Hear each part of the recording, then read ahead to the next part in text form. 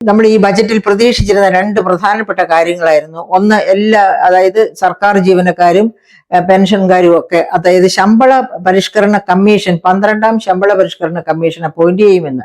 അതുപോലെ വലിയൊരു മോഹമായിരുന്നു സാമൂഹ്യ സുരക്ഷാ പെൻഷൻ 1200 നിന്ന് 2000 രൂപയോ 2500 രൂപയോ ഒക്കെ ആക്കി വർദ്ധിപ്പിക്കും.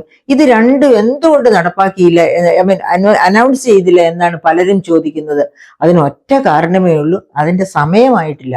സമയമായില്ല പോലും എന്നുള്ള പാട്ടിലെ പോലെ തന്നെ അതിന് സമയമായിട്ടില്ല. എപ്പോഴാ സമയമാകുന്നത്? Local self government election declare ചെയ്യുന്നതിന്റെ ഏതാനും ദിവസം മുൻപ് ആ തീരുമാനങ്ങൾ പുറത്തു വരും.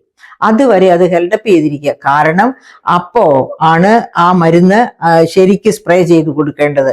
അപ്പോഴാണ് അവർക്ക് ഉത്തേജനം കിട്ടി ആ ഉത്തേജനത്തിന്റെ പേരിൽ ഈ ഗവൺമെന്റ് 3ാം വട്ടവും വരാൻ പറ്റുക. അതാണ് ഞാൻ അതിനകത്ത് മനസ്സിലാക്കുന്നത്. ആ രണ്ട് കാര്യങ്ങളും ചെയ്യാതിരിക്കുന്നത്.